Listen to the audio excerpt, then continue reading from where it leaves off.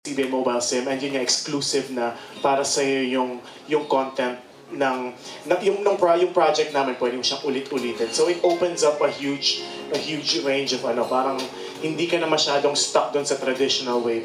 Since na ngayon yung internet, di ba? So it's really good. Thank you. Ay, ako naman, siguro gusto ng ABS-CBN abutin yung lahat ng klase ng tao. It's either nasa bahay sila or they want to, mga moviegoers sila, merong Star Cinema. Sa TV, merong Star Creatives, Dreamscape, or anything else. And ito, meron na rin sa mobile internet, which is Starflix. And then yun yung gusto, oh, thank you so much for that. We can do this. Yun, gusto namin i-reach ang lahat ng klase ng tao. Yun, which is yung iba, marami nanonood sa internet. And so, why not try ABS-CBN Mobile Starflix? Thank you.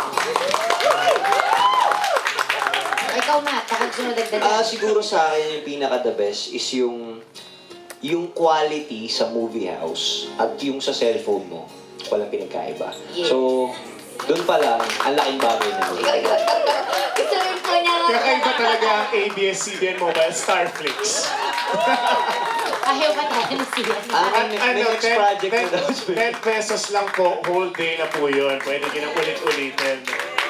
Parang mahina na yung sa akin na siguro. Last na lang siguro ang katanungan. After doing this film and after also because of Starflix, anong natutunan ninyo as an actor na as a person? Anong maibabaon nyo after this project? And of course, because nasa Starflix, kumbaga kayo ang kauna-unahang nagkaroon ng ganito eh. Kami... Una, we're very thankful kami lahat kasi kami yung unang ginawa nila ng ganitong klaseng theme or platform kung saan kami pwedeng mag-entertain ng mga tao. And happy kami. And of course, we're very happy also to our fans, to our beloved mga supporters. Kasi talaga, parang iniba nila yung way of panonood nila sa amin ni Sia, not just in movie, not just in TV, but sa ABS-CBN Mobile. Sian and Matt?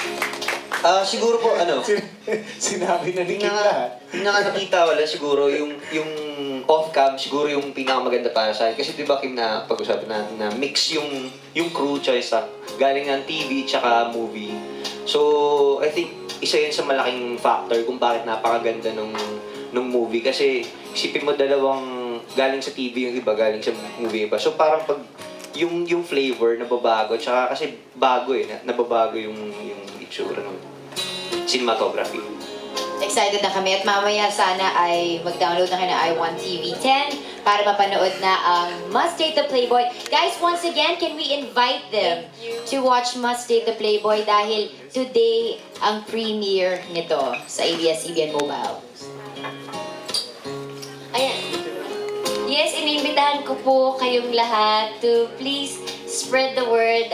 Must Date the Playboy. Showing na po siya starting today and every Monday po yan.